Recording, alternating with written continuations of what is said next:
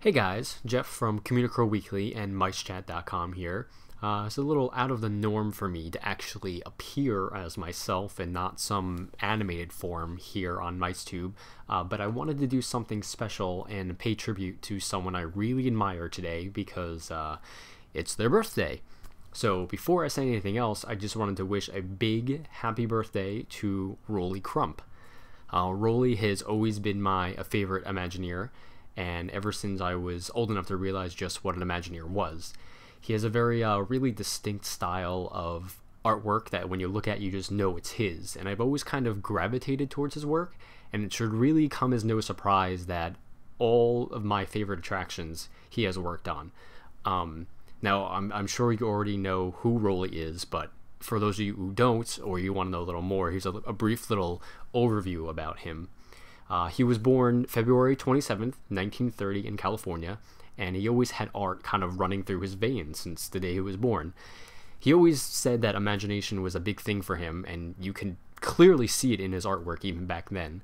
As a kid, he really let his imagination run wild, and he would draw everything that came into his mind, especially all the old radio shows that he used to listen to. He never had any formal training, but he continued to hone his skills while he was growing up. He joined the Walt Disney Studios in 1952, where he served as an in-between artist and an assistant animator later on various Disney films such as Peter Pan and Lady and the Tramp. Rolly, he really wanted to learn all the aspects of the business, so he took advantage of the Disney open door policy, so he would wander in and out of all the departments to observe the work of the sculptors, the other animators, and just the designers in general. And the studio really offered a wealth of opportunity for him. His fascination with propellers led him to have his own mini art show in the studio library, and because of this art show, Walt saw it, and he was pretty intrigued by all the colorful spinning things, and in 1959 he moved Rolly out of animation and into what was called WED, but we know now as Imagineering. There he became one of the first Disney Imagineers, which is kind of a big accomplishment. Those little propellers became the inspiration for the Tower of the Four Winds, which he designed for the 1964 World's Fair.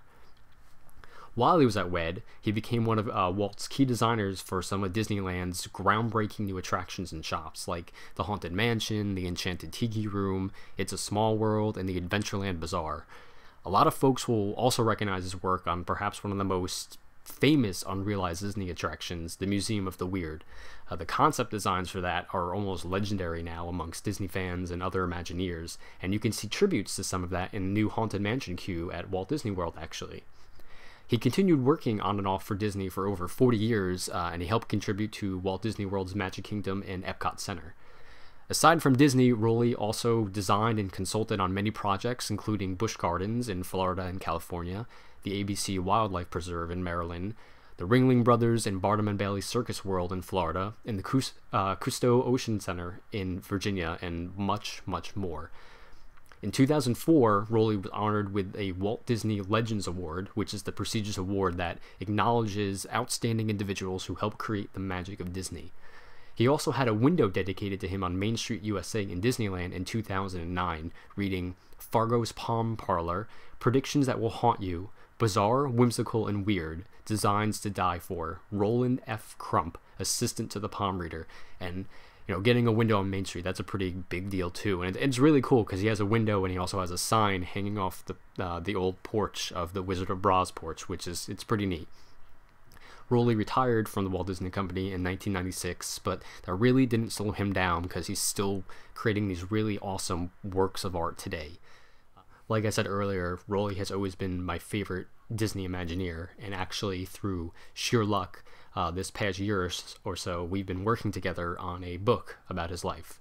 And it's kind of surreal for me, at least, to grow up all my life admiring this great artist, and now I'm lucky enough to call him a friend, pretty much.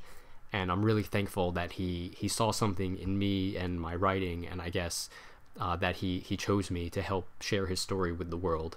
And to borrow one of his phrases, it's kind of a cute story. So really, Rolly, your adopted grandson in New Jersey, can't thank you enough for the opportunity and for welcoming me into your life.